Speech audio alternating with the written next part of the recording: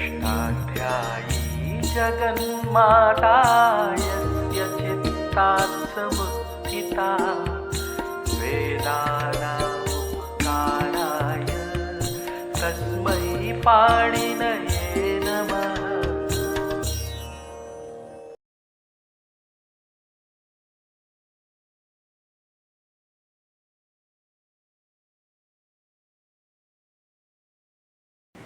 नमः पाणिनये। हम लोग पौष्पी प्रक्रिया के अनुसार सारे धातुओं से साधातु प्रत्यय लगाकर होने वाली प्रक्रिया पर विचार कर रहे हैं। तो हमने सारे अंगों और उपांगों को जान लिया और सारे अंग कार्य और सारे उपांग कार्यों का भी हमने विचार कर लिया, संधि का विचार कर लिया। प्रक्रिया की जितनी सहायक सामग्री थी उस सबका हमने विचार किया और भुवादिगण के 993 धातु, दिवादिगण के 140 धातु और तुदादिगण के 157 धातुओं के चारों साधातुक लकारों में हमने रूप बना लिए और साथ में हमने क्षति छांदस इत्यादि साधातुक प्रत्यय के रूप भी निष्पन्न कर लिए। अब हम चुरादिगण के जो 410 धातु हैं इनके साधातुक प्रत्यय लगाने की विधि को आरंभ कर रहे हैं, क्योंकि हमने भुवादि, दिवादि, तुदादि, चुरादि इन चारों गणों को मिलाकर एक समूह बना दिया है। इसका नाम अदंत समूह है। ये अदंत वर्ग है। इसलिए अदंत है कि भुवादि में शप लगता है, चुरादि में शप लगता है, दिवादि में शन लगता है, तो दादि में श लगता है। और इन विकरणों के लगने के बाद धातु विकरण के संयोग से जो अंग बनते हैं वे अदंत ही होते हैं। तो ये जो अंग होते हैं अदंत, इनके लिए प्रत्यय अलग होते हैं, कुछ प्रत्यय विशिष्ट होते हैं, और जो अनदंत अंग होते हैं इनके लिए प्रत्यय भिन्न होते हैं। तो प्रत्ययों की आकृति बदल जाती है। इसलिए अदंत अनदंत के दो वर्ग पाणिनि ने अपनी दृष्टि में रखे हैं। इसीलिए कुछ कार्य अदंत अंगों के लिए कहते हैं अतो गिता, अतो हेयः, अतो हे, और आत्मनेपद में झोंतः, ये सब अदंत के लिए है। और आत्मनेपदेश्वनता से होने वाला अदादेश अनदंत के लिए है। तो इसको मान करके, इसको प्रमाण मान करके हमने चार गणों के वर्ग को अलग कर दिया और बचे हुए 6 गणों का दूसरा वर्ग बना दिया। 4 गणों का वर्ग है अदंत वर्ग और 6 गणों का वर्ग है अनदंत वर्ग। तो अदंत वर्ग में अब चुरादिगण यथा प्राप्त है, इसके रूप हम 4 लकारों में बना रहे हैं। चुरादिगण में 410 धातु है। चुरादिगण इन तीनों गणों से भिन्न है। तीनों से क्या, पूरे 9 गणों से भिन्न है। इसलिए 9 गणों को हम नवगणी कहते हैं और चुरादि अलग है। तो इसमें क्या विशेषता है ये हमें देखना चाहिए कि चुरादिगण के जो 410 धातु हैं इनसे कोई सा भी प्रत्यय लगाने के पहले हमको एक निष्ठ प्रत्यय लगाना पड़ता है जिसका कोई अर्थ नहीं होता है। जिस प्रत्यय का कोई अर्थ नहीं होता उसको हम स्वार्थिक प्रत्यय कहते हैं। जिस धातु से लगता है, जैसे चुर धातु का अर्थ है चुरिस्ते, चुराना। चुर धातु का अर्थ है स्ते, चुराना। इसमें निच लगाया तो भी इसका अर्थ चुराना ही रहेगा। प्रत्यय लगने के बाद धातु का तो बढ़ना चाहिए, किंतु चुरादिगण के धातुओं में जो निच प्रत्यय लगता है स्वार्थिक, उसके लगने से धातु के अर्थ में कोई विकास, कोई वृद्धि नहीं होती। इसलिए इस निच को हम स्वार्थिक निच कहते हैं। किंतु ये निच हमें लगाना ही पड़ता है। इसको लगाए बिना चुरादिगण के धातुओं से हम कोई प्रत्यय नहीं लगा सकते। धातुओं से 2 प्रकार के प्रत्यय हमें लगाना है, तिंग और कृत। लकारों के प्रत्यय तिंग है, लकारों से भिन्न कृत है। किंतु चुरादिगण के धातुओं से हमें तिंग लगाना हो चाहे कृत लगाना हो, पहले हमको निच लगाना पड़ेगा। इसलिए हम इस निच प्रत्यय को लगाने की प्रक्रिया आपको बता रहे हैं। ये प्रत्यय स्वार्थिक निच है। इसको लगाने वाला सूत्र है सत्यापाश रूप वीणा तूल श्लोक सेना लोमत्वच वर्म वर्ण चूर्ण चुरादिभ्यो नीचे। ये सूत्र 3रे अध्याय के पहले पाद का 25वां सूत्र है। एक निच और लगता है धातुओं से, वो हेतु अर्थ में हेतु मत निच कहलाता है, किंतु उसको आधातुक प्रक्रिया में बताएंगे। और इसको यहाँ इसलिए बता रहे हैं क्योंकि आधातुक होने के बाद भी इसको बतलाना आवश्यक है। जब तक इस निच को हम नहीं लगाएंगे तब तक चुरादिगण का लट लकार भी हम नहीं बना सकते। हमें चुरादिगण से अभी लट लोट लंग विधिलिंग 4 लकारों के रूप बनाना है। 4 लकारों के प्रत्यय लगाना है, पर इस णिच के बिना वो लगेंगे, इसलिए यहाँ इसको बताना अपरिहार्य है। तो चुरादिगण के धातुओं से हम पहले णिच प्रत्यय लगाए। सूत्र में सत्यावपाश रूपिणा तूल श्लोक सेना लोम त्वच वर्म वर्ण चूर्ण, इतने जो शब्द कहे गए हैं ये प्रपंचार्थक है, इनकी यहाँ कोई आवश्यकता नहीं है, क्योंकि सारे प्रातिपदिकों से णिच प्रत्यय कहा ही जा रहा है गण सूत्र के द्वारा।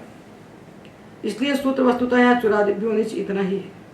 इतना ही सूत्र समझना चाहिए कि चुरादिगण में पढ़े हुए जो 410 धातु हैं, जिन्हें पाणिनि ने अपने उपदेशित धातु पाठ में पढ़ा है, इन धातुओं से कोई भी प्रत्यय लगाने के पहले हमको णिच लगाना चाहिए।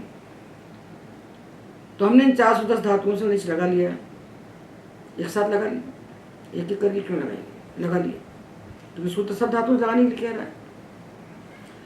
अब लगा लिया तो आगे क्या करें? तो आगे क्या करें, पाणिनि शास्त्र में किसी से नहीं पूछना है, वो प्रत्यय ही बतलाता है कि हम क्या करें।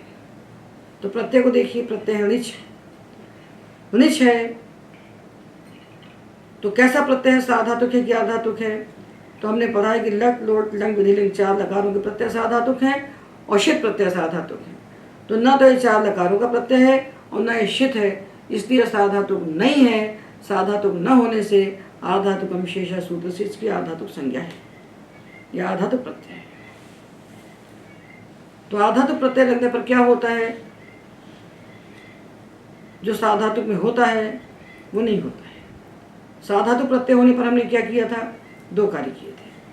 जब प्रत्यय साधातुक होता है तो बीच में गणानुसार विकरण बैठता है, और जब प्रत्यय साधातुक होता है तो पाघ्राधमाय तेज धातुओं जो आदेश कहे गए हैं वो होते हैं।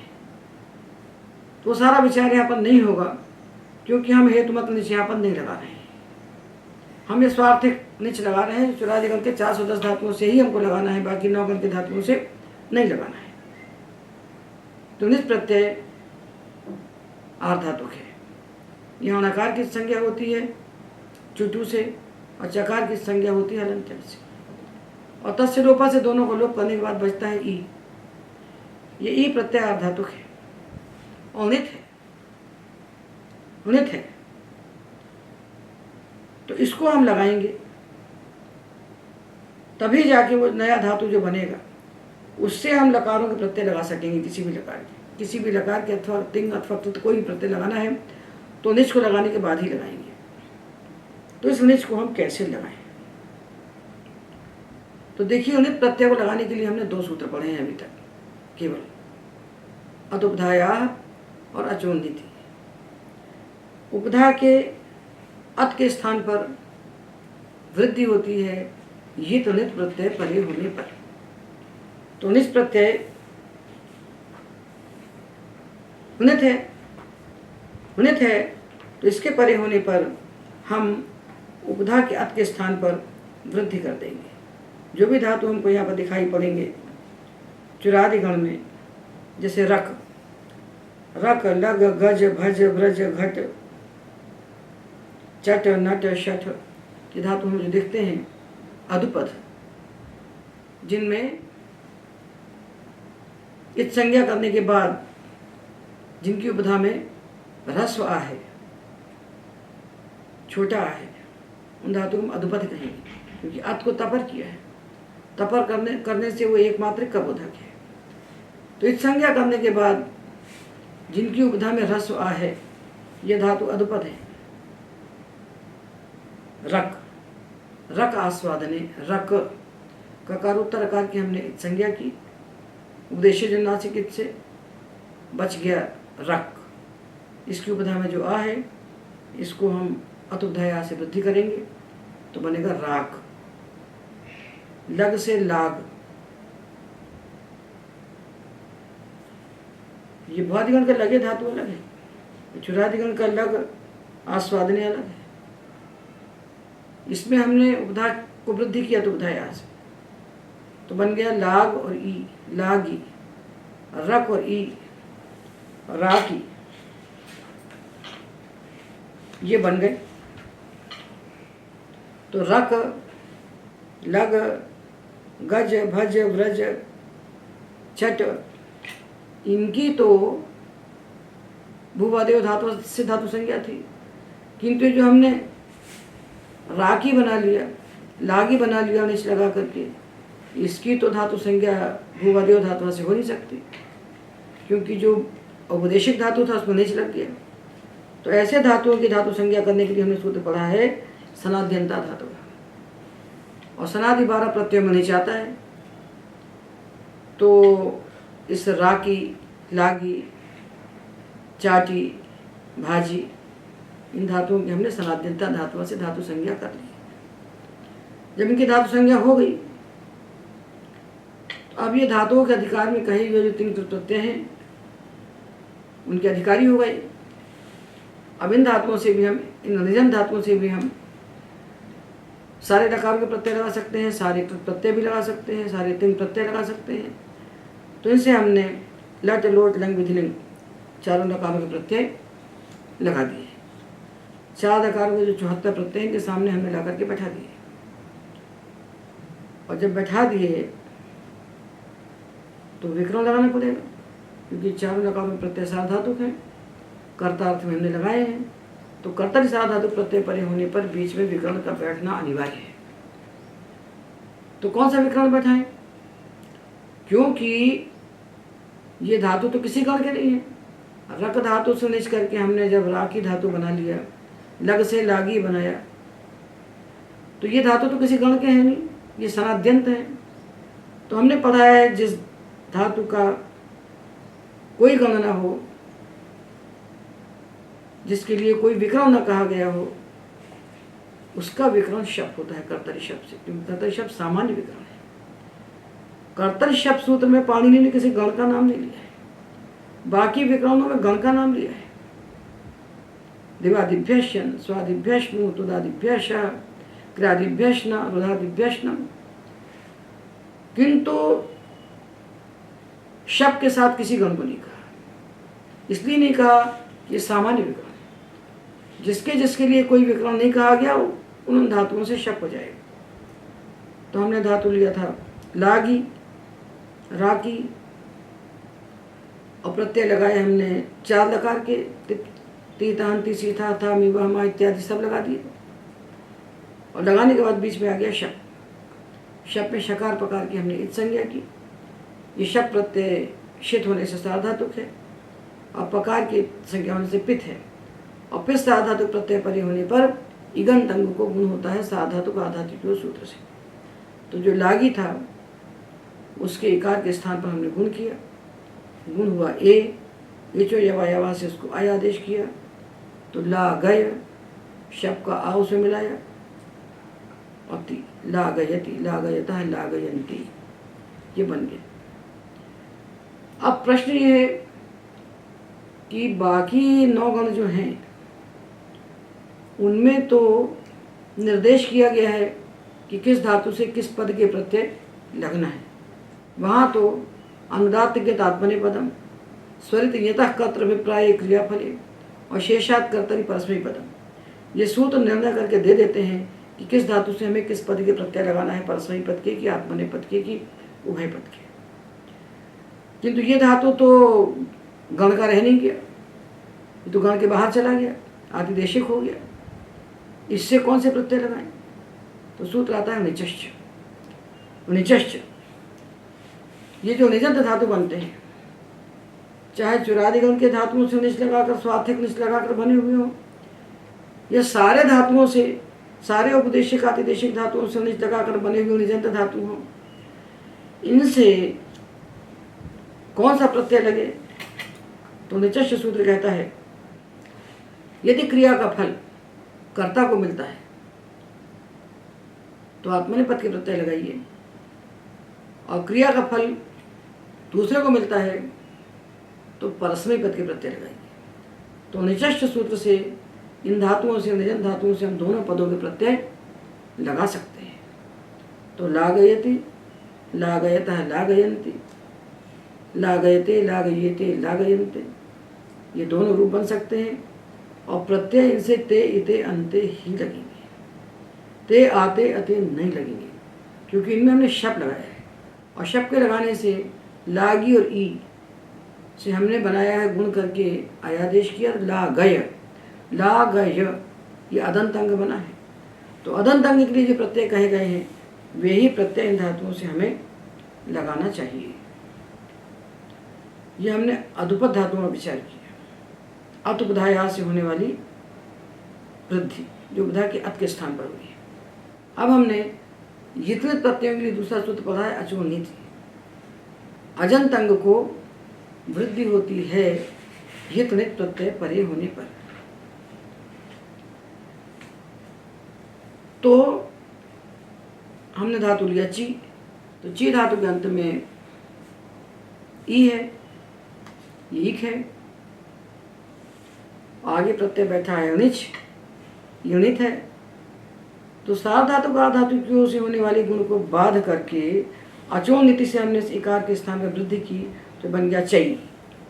चई एचो यवायावा से आय आदेश किया तो चाय और ई धातु बना चाई। चाई ये धातु बन गया। और सनातनता धातु से इसकी धातु संज्ञा की, तो कर्ता अर्थ में साधातु प्रत्यय परे होने पर कर्तरिशप आया और पूर्ववत चाययति चाययतः चाययन्ति रूप बन जाएंगे। इसी प्रकार हमने उकारांत धातु लिया च्यू, च्यू सहने, तो च्यू अनिच अचोनित से उकार को वृद्धि करेंगे हम, तो च्यऊ, औ को आव आदेश किया तो च्याव, अनिच का ई मिलाया तो च्यावी। तो च्यावी को हमने गुण किया साधा तो का धातु की ओर से, तो बना च्यावी। और एचो एवायावा से इसको आयादेश किया तो च्यावय, च्यावयति च्यावयतः च्यावयन्ति, च्यावयति च्यावयते, ये दोनों रूप बन गए। इसी प्रकार विकार को वृद्धि की घ्री, तो घ्री को वृद्धि की निज परे होने पर तो घार हुआ, घारी धातु बना। और घारी से हमने बनाया घारयति घारयतः घारयन्ति। निच लगने के बाद सारे धातु इकारांत हो जाएंगे। सारे और निजंत धातु इकारांत है, सबके अंत में इकार है। तो इकारांत धातुओं को शप परे होने पर सा धातु का धातु हम गुण करेंगे, जो आय उसे आय करेंगे। जो प्रक्रिया करना है निच लगने के पहले की प्रक्रिया का विचार हमें करना है। और निच लगने के बाद तो इकारांत बन गए, तो उन इकारांत अंगों को शप परे होने पर क्या करना है ये हम पढ़ ही चुके हैं। तो अधपद धातुओं की उपधा के अत को हम वृद्धि करेंगे, और जो अजंत धातु हैं उनको हम अचो नीति से वृद्धि करेंगे, आकार को छोड़ देंगे, आ को छोड़ देंगे, उनके लिए विशेष सूत्र आएंगे। इसलिए आ को छोड़ दिया। बात हमने की इक की। तो आकार और आकार, अकारांत आकारांत को भी हम छोड़ देंगे। जो ई उ री री बचे धातु के अंत में, इनको हमने अचो नीति से वृद्धि की, तो आ को हम छोड़ देंगे, इक के स्थान पर हम वृद्धि कर देंगे। और एजंत कोई धातु चुरादिगण में नहीं है, इसलिए उसकी चर्चा यहाँ पर हम नहीं करेंगे। तो ई को हमने बनाया आई, उ को औ, री को आर। उपधा के अत के स्थान पर हमने किया तो उपधा से वृद्धि। उपधा का जो इक आएगा लघु इक, उसको क्या करेंगे, तो इसके लिए तो निजंत प्रक्रिया में कोई अलग से सूत्र का ही नहीं गया। अनिच प्रत्यय लगने पर कोई अलग से कार्य उपधा के लघु के लिए नहीं कहा गया। इसलिए जो सामान्य कार्य है पुगंत लघु उपधा से च, उससे हम उपधा के लघु के स्थान पर गुण करेंगे। जैसे तिज, तेज, तेजयति, डिप, डेप, डेपयति। उकार के स्थान पर गुण करेंगे उपधा के लघु, उकार के स्थान पर मुच, मोच, मोचयति, स्फुट, स्फोट, स्फोटयति। और उपधा में यदि ह्रस्व ऋकार है तो उसको भी हम गुण करेंगे पृथ, पर्थ, पर्थयति। जब कृप धातु आएगा और उसको हम गुण करके कृप को कर्प बनाएंगे, तो कृपो रोला से उस रा को ला हो जाएगा, तो कृप कल्प कल्पयति। ये हमने इकारांत, इकारांत, उकारांत, उकारांत, ऋकारांत, ऋकारांत और अधुपद, इदुपद, उदुपद, ऋतुपद, इतने धातुओं में निज प्रत्यय लगाने का विचार कर लिया उदाहरण सहित। जो जिन अंग कार्यों को हम जानते थे उन्हीं से हमने किया। इसमें एक भी सूत्र कोई नया नहीं आया। ये सारे सूत्र हम पढ़ चुके हैं, ये सारे सूत्र हमने पढ़ लिए हैं। अचो नीति को हमने वही बता दिया है, साधातु का धातु क्रियों के बाधक के रूप में उपस्थित करके। अतुपधाया नया सूत्र है, इसको बता करके हमने चुरादिगण के इन सारे धातुओं में निज प्रत्यय लगाने की विधि को जान लिया। और निज प्रत्यय लगाने के बाद इनसे हमने जब लट लोट तंग विधि लिंग लकार में प्रत्यय लगाए तो बीच में कर्तरी शब्द बैठ गया। तो निज प्रत्यय लगने के बाद जब इन विजंत धातुओं से हमने लट लोट लंग विधि लिंग इन चारों लकार के प्रत्यय लगाए तो कर्तरी शब्द से बीच में शप आ गया। और शप के आने पर इन सारे विजंत धातुओं को हमने साधातु का धातु के से गुण करके उनको आदेश करके ये सारे धातु के रूप हमने निष्पन्न कर लिए। ये तो निच लगने के बाद की बात होगी। अब निच लगने के पहले की कुछ बातें हैं विशिष्ट, उनका हमें यहाँ विचार कर लेना चाहिए। और यहाँ ये भी देख लेना चाहिए कि जब हम उपधा के लघु के स्थान पर गुण करते हैं पुगंत लघु उपधा से सूत्र से, तो वहाँ मृज धातु की उपधा को हमें मृजेर वृद्धि से वृद्धि कर लेना चाहिए, क्योंकि एक मृज धातु चुरादिगण में अलग से आया हुआ है। तो मृजेर वृद्धि से उसको वृद्धि करके उससे मार्जयति बनेगा। तो उपधा के सारे लघु एक को गुण होगा और मृज की उपधा को वृद्धि होगी। और बाकी जो अपवाद हैं उनको यहाँ विचार करने की आवश्यकता नहीं है, क्योंकि वो दूसरे गुणों के हैं। उनका विचार हम निजंत प्रक्रिया में जाकर के करेंगे। ये तो निच लगाने की विधि हमने जान ली। अब बहुत सारी बातें चुरादिगण के भीतर हैं जिन्हें जानना आवश्यक होता है। निच प्रत्यय लगाना तो हमने जान लिया कि किस धातु में निच को किस प्रकार से लगाएं, और लगाने के बाद जो निजंत धातु बन गया है उसके चार लकारों के रूप कैसे बनाएं, ये तो हमने जान लिया। और जब रूप बन जाएगा तो उसी में से अंत के रूप को हटाकर उसमें हम अत लगा देंगे तो शत्रंत बन जाएगा। चोरयत, चोरयन, चोरयंतो, चोरयंतः। और आत्मने पद में ते को हटाकर मान लगा देंगे तो चोरय मानः, चोरय माणो, चोरय माणः इत्यादि बन जाएंगे। तो हमने आकार आकार को छोड़कर इगंत धातुओं के रूप बना लिए, अधुपद के बना लिए और लघु इगुपद के बना लिए। और जो बचे हुए थे उनके रूप में बना लिए। और जब उपधा के लघु को गुण किया तो मृज धातु की उपधा को गुण नहीं करेंगे, मृजेर वृद्धि से वृद्धि करेंगे, क्योंकि मृज धातु एक चुरादिगण में अलग से आता है। उससे मार्जयति बनाया। अब रह क्या गया? रह गए आकारांत और आकारांत। इनका भी विचार हमने नहीं किया है। ऐसे धातु जो आकारांत है जिनके अंत में आ है, और ऐसा आ है जिसकी संज्ञा नहीं हुई है। लग में तो हमने आकार की संज्ञा कर दी थी, रग में आकार की संज्ञा कर दी थी और तत्सलोका से लोप कर दिया। पर कुछ धातु ऐसे आएंगे यहाँ चुरादिगण में 93 धातु ऐसे आएंगे जिनके आकार की संज्ञा नहीं होती, वो अदंत ही रह जाती है। उनका हमें विचार करना है। और जो आकारांत धातु हैं चुरादिगण में बहुत सारे तो नहीं है, पर एक भी है तो उसका विचार करना है कि उसने निच लगने पर हम क्या करेंगे। तो यहाँ पर देखिए पहले ही धातु दिया हुआ है ज्ञा। ज्ञा नियोगे, नियोग यानी काम में लगाना है। तो ज्ञा धातु से हमने निच प्रत्यय किया। यह आकारांत है। तो हमने इगंत के बारे में विचार कर लिया, अजंत के बारे में विचार कर लिया, आकारांत का विचार नहीं किया। तो आकारांत धातुओं से जब निच प्रत्यय परि होता है तो सूत्र है 7-3-35। 7-3-35 सूत्र है। अर्ति री व्ली री क्नुई क्षमाई याताम पुंगल। इन धातुओं से जो सूत्र पढ़े गए हैं री धातु और री व्ली री क्नुई क्षमाई याताम, आताम यानी आकारांतानाम। जो आकारांत धातु हैं इनसे पुक होता है, इन्हें पुक का आगम होता है। यह आगम कब होता है? नौ निच परे होने पर। तो ज्ञा धातु से हमने जब निच किया तो पुक हो गया। आद्यंत टकतु से ज्ञा धातु के बाद बैठ गया तो बन गया ज्ञाप। वो और काचित संज्ञा हुई तो ज्ञाप, और निच का ई से मिलाया तो धातु बना ज्ञापी। ज्ञापी धातु बन गया निजंत इकारांत। जिससे हमने बनाया ज्ञापयति ज्ञापयते। ये आकारांत का भी विचार हो गया। अब जो विशिष्ट बातें हैं उनके बारे में हम विचार करेंगे। पद का विचार हम कर चुके हैं कि निचष्ट सूत्र से ये धातु उभयपदी हो जाती है। इनसे दोनों पदों के प्रत्यय लग सकते हैं। कर्तृभिप्राय क्रियाफले आत्मनेपदम और परगामी क्रियाफल होने पर परस्मैपदी। अब देखिए रह गए वे धातु जिनके अंत में ह्रस्वकार है और उसकी संज्ञा नहीं हुई है। अच्छा, तो क्यों नहीं हुई इस संज्ञा? इस संज्ञा उसी अच की होती है जो अनुनासिक होता है। उपदेश जो अनुनासिक इत से उसी अच की हम इस संज्ञा करते हैं जो अनुनासिक होता है।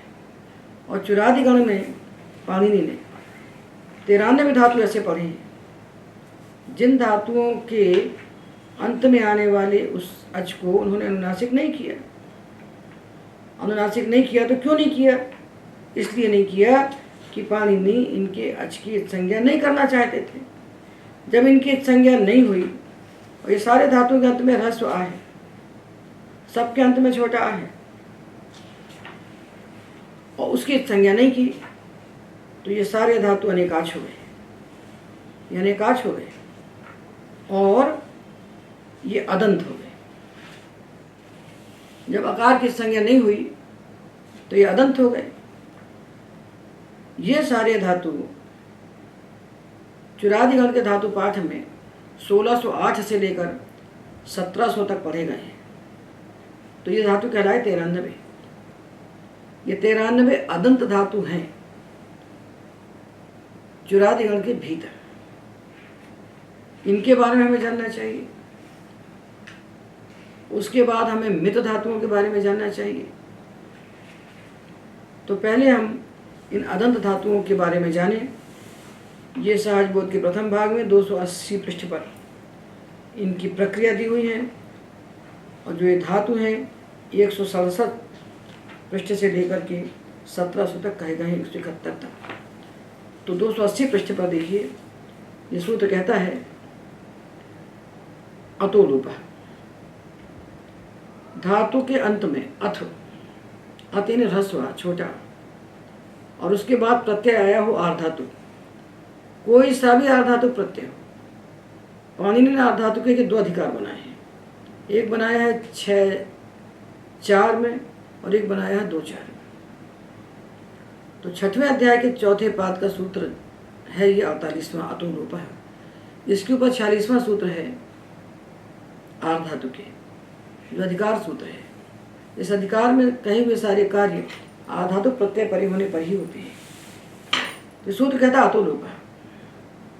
अदंत अंग के अंत में जो आ है, ह्रस्व आ, छोटा, इसका लोप हो जाता है आर्धातु प्रत्यय परे होने पर। तो हमने धातु लिया कथ। इसमें 93 धातु, किसी को भी ले लीजिए। तो धातु लिया कथ, और ये कथ में थकार के बाद जो आ है, इसकी संज्ञा हमने नहीं की, क्योंकि ये अनुनासिक अच नहीं है। और इसके बाद लगाया निच, तो निच लगाया तो क्या करें? तो यहाँ पर अचोनिति नहीं लगता। यहाँ अतो लोपः सूत्र से उस आ का लोप हो जाता है। तो थकार के बाद जो आकार है छोटा आ, उसका लोप हो गया। जब लोप हो गया तो हमें दिखने लगा कि धातु तो थकारांत हो गया, और इसकी उपधा में छोटा आ दिखने लगा। देखिए धातु कथा है, इसे नीच लगाया। अब हमने अतोलोपा से जब आ का लोप किया, ये संज्ञा नहीं की, अतोलोपा किया, तो एक कथ में हमको हालत दिखने लगा, और ये निच बैठा है जो गणित है। तो हमारी बुद्धि में आता है कि अब इसकी उपधा के अत को अतुपधाया से वृद्धि क्यों नहीं कर देना चाहिए। ये हमारी बुद्धि में उपस्थित होगा कि इसकी वृद्धि क्यों नहीं करनी। तो ऐसे स्थलों पर जब अतोलोपा से लोप कर देते हैं तो लोप तो हुआ है आ का, और वृद्धि करना चाहते हैं उस लुप्त आकार के पहले वाले आ को। जो हमने लोप आदेश किया है उसके पहले वाले आ के स्थान पर हम वृद्धि करना चाहते हैं। तो इसके लिए सूत्र आता है, देखिए 280 पृष्ठ पर लिखा है, अचः परस्मिन् पूर्व विधौ ऐसा आदेश, अच के स्थान पर होने वाला ऐसा आदेश जिसका निमित्त पर हो। तो पर को निमित्त मानकर होने वाला जो अजादेश वो स्थानीवत होता है। स्थानीवत होता है मतलब जैसा था वैसे ही रह जाए, जैसा स्थानीय था वैसे ही दिखेगा। जब अतुब्धा या सूत्र वहाँ पर आएगा और वृद्धि करने चलेगा तो उसको वो आकार दिखाई पड़ेगा। थकार के बाद जो आकार था के बाद जो आ था वो उसको दिखेगा। स्थानीवत हो गया मतलब जो का त्यों हो गया। जो लोप हुआ था लोप नहीं दिखेगा, उसको वहाँ पर आ दिखेगा। ये कब होगा ऐसा? यदि उस लुप्त अच के पहले आप कोई कार्य करना चाह रहे हैं तो पर निमित्तक अजादेश स्थानीवत होता है। पूर्वत्वेन दृष्टि से विधौ कर्तव्य। उस लुप्त अच के पहले यदि आप कोई कार्य करना चाहते हैं तो हमने थकार के बाद आने वाले आकार का तो लुप से लोप किया, और हम वृद्धि करना चाह रहे हैं ककार उत्तर आकार के स्थान पर तुब्धा से वृद्धि करना चाहते हैं। उसकी कर्तव्यता में उसको करते समय वो जिसका आकार का हमने लोप किया, जिस आकार का, वह दिखने लगेगा, वो दिखने लगेगा। तो धातु थकारांत नहीं रह जाएगा, अभी धातु अकारांत हो जाएगा। और जब अकारांत दिखेगा तो उपधा में आ नहीं दिखेगा, उपधा में था दिखेगा। तो वैसी स्थिति में अतो लोपा सूत्र के द्वारा अत का लोप करने के बाद जब अतुब्धाया प्रवृत्त होगा तो अच परस्मिन् पूर्व विधौ से उस लुप्त आकार के स्थानीवत हो जाने के कारण अतुब्धाया सूत्र की प्रवृत्ति नहीं होगी और कथ ऐसी रह जाएगा। तो कथ से धातु बनेगा, इसको जोड़ के कथी, कथ कथी, कथयति। शप लगाएंगे, तिप लगाएंगे, तिप शप लगाएंगे तो कथयति, कथ कथयति। कथ में नहीं लगाया तो कथी धातु बन गया, काथी नहीं बना। लग से लागी बना था, भज से भाजी बना था, और कथ से कथी बना। ऐसे धातु 93 है। इनको अलग से पढ़ना चाहिए, इनको अलग से पढ़ना ही पड़ेगा, इसके बिना काम नहीं चलेगा, क्योंकि अदंत धातु बनाई इसीलिए गए। तो ये जो 93 धातु हैं, इन 93 धातुओं के बाद जब निज प्रत्यय आएगा, निज प्रत्यय आर धातुक है, तो इसके परे होने पर उस थकार उत्तर आकार का या इन 93 धातुओं के अंत में आने वाले आकार का अतो लोपा सूत्र से लोप हो जाएगा। जिस तरह सारे धातु अग्लोपी धातु कहलाएंगे, ऐसे धातु को अग्लोपी धातु कहते हैं। इसका फल हमको आगे दिखेगा, आर्धातु प्रक्रिया में दिखेगा, अभी नहीं दिखेगा। तो इन धातुओं की उपधा को अतुब्धाया से वृद्धि ना हो जाए अथवा पुगंध लघु उपधा से गुण ना हो जाए, इन गुण वृद्धि को रोकने के लिए इन धातुओं को पाणिनि ने अदंत बना दिया।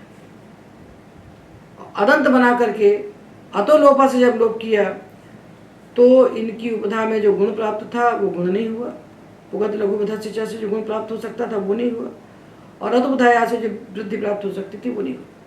तो इनको देखिए, कथ कथयति, गण गणयति, ये अदंत है।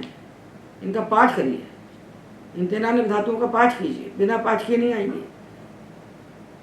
क्षिप धातु आया, क्षिप, ये भी अदंत है। तो क्षिप ऐसा धातु पढ़ा, तो क्षिप धातु में पकार उत्तर आकार का अतो लोपा से लोप करने के बाद हमें दिख रहा है कि क्षिप की उपधा में इकार है, लघु ई है, तो इसको पुगंध लघु उपधा से गुण हो जाना चाहिए। और जब पुगंध लघु उपधा से जाकर देखेगा वहां तो उसको तो अंत में आ ही दिखेगा, क्योंकि वह स्थानीयत हो गया। पूर्व में कुछ कार्य करना है तो स्थानीयत हो गया, तो उसको उपधा में लघु एक नहीं दिखेगा, तो क्षिप को गुण नहीं होगा। तो क्षिपयति, पुट पुटयति, मृग मृगयति। तो क्षिप की उपधा में लघु है, पुट की उपधा में लघु उ है, मृग की उपधा में लघु री है। ये लघु एक के स्थान पर, उपधा में रहने वाले इन लघु एक के स्थान पर गुण नहीं होता है। इसको रोकने के लिए ही पाणिनि ने इन धातुओं को अदंत बना दिया। जहाँ जहाँ निज प्रत्यय लगने पर उपधा में वो कोई कार्य नहीं करना चाहते, उन सारे धातुओं को अदंत बना देते हैं। तो उन सबको उन्होंने अदंत बना दिया। तो क्षिपयति पुटयति मृगयते, ये बन गया। तो इन 1608 से 1700 तक जो धातु हैं इनका हमें पाठ करना चाहिए। ये सब अतोलोपा का विषय है और अचक परस्मिन पूर्वविधौ का विषय है। इसके बाद जो विशेष धातु है उनको हमने पढ़ लिया है। कृप धातु, कृप धातु जो है इसकी उपधा को हम गुण करेंगे पुगंत लघुबुध च से, तो कर्प बन जाएगा। कृपो रोला से उस रा के स्थान पर हम ला करेंगे तो कृपो रोला से ला करके कल्पयति, कल्पयते ये रूप बन जाएंगे। अब हमें उन धातुओं का विचार करना है चुरादिगण में जिनकी मित संज्ञा है, जो मित कहलाते हैं। देखिए मित धातु तो बहुत सारे हैं, भुआरी में सबसे अधिक है, बाकी गणों में भी थोड़े थोड़े हैं, पर उन मित का विचार हम निजंत प्रक्रिया में करेंगे। जब हम निज प्रत्यय लगाएंगे, हेतुमत निज जब लगाएंगे तब उनका विचार करेंगे। अभी हम यहाँ चुरादिगण में जितने धातु मित हैं, यहाँ कुल 6 धातु मित हैं। तो चुरादिगण का धातु पाठ देखिए, 1326 से लेकर 6 धातु पढ़े गए, ज्ञप के बाद 5 धातु और पढ़े गए, इसलिए इनको ज्ञपादि पंचकम कहते हैं। पर धातु ये कुल 6 हैं और ये 6 धातु मित कहलाते हैं, इनका नाम मित है। वहाँ एक गणसूत्र आता है, नान्य मितो अहेतु। ये जो अनिच है चुरादिगण में जो लगा हुआ है अनिच, खूब ध्यान देने की बात है ये कि ये अनिच जो चुरादिगण के 410 धातुओं से हम लगा रहे हैं ये स्वार्थिक निच है। ये धातु के अर्थ को ही कहने वाला निच है।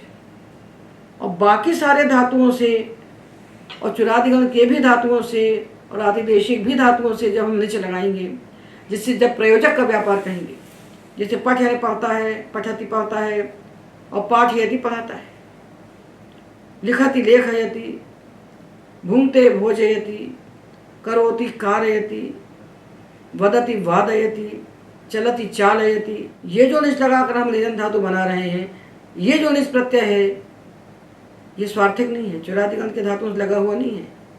तो अन्य गणों के धातुओं से हम निच लगाते हैं तब उस निच का अर्थ होता है प्रयोजक का व्यापार बताना। प्रयोजक कहलाता है हेतु, उसके व्यापार को बताने के लिए रखता है। तब बहुत सारे धातु मित हो जाते हैं, तब ढेर सारे धातु मित हो जाते हैं। उनकी चर्चा हम वहीं करेंगे जब निजंत प्रक्रिया बताएंगे आधातु खंड में जाकर के। तो अब हम इतने मित धातुओं की चर्चा करें जो चुरादिगण के भीतर आए हैं। 6 धातु हैं, इनको क्या होता है? तो हमने धातु लिया ज्ञप, ज्ञप, और ज्ञप धातु से लगाया निच स्वार्थ में, तो अत उपधाया से इसके उपधा की अत को वृद्धि हो गई तो बन गया ज्ञाप। जब ज्ञाप बन गया तो सूत्र आता है मिताम ह्रस्व। जिन धातुओं का नाम मित है उन मित धातुओं की उपधा को ह्रस्व हो जाता है। तो ज्ञप को हमने वृद्धि करके ज्ञाप बनाया, मिताम ह्रस्व ने उसको पुनः ह्रस्व कर दिया तो ज्ञपी बन गया। तो ज्ञपयति, तो ज्ञप ज्ञपयति, यम यमयति, चह चहयति, रह रहयति और बल बलयति। और जो ची धातु है इसको अचोनिति से वृद्धि करके चई बना और चई बनकर एचो जवायावा से आय आदेश करके चाय बन गया। इस चाय को मिताम ह्रस्व से हमने ह्रस्व किया तो चय बन गया। तो चययति, तो ची धातु से पहले चययति बनाएंगे और ह्रस्व करके चययति बनाएंगे। और जो सामान्य ची धातु है स्वादिगण का, उससे हम चाययति बनाएंगे। और चुरादिगण के ची धातु से हम चययति बनाएंगे क्योंकि ये मित है। तो इस प्रकार हमने जाना कि निच प्रत्यय परे होने पर चुरादिगण के जो अधुपद धातु हैं उनकी उपधा के स्थान पर हमें अतुपधाया से वृद्धि करना चाहिए। तो लड लाडयति, नट नाटयति, चल चालयति ये बन जाएंगे। और जिनकी उपधा में लघु इक है उसके स्थान पर हमको पुगंत लघु बुधस्य सूत्र से गुण करना चाहिए। पिस पेशयति, चुर चोरयति, वृत वर्तयति,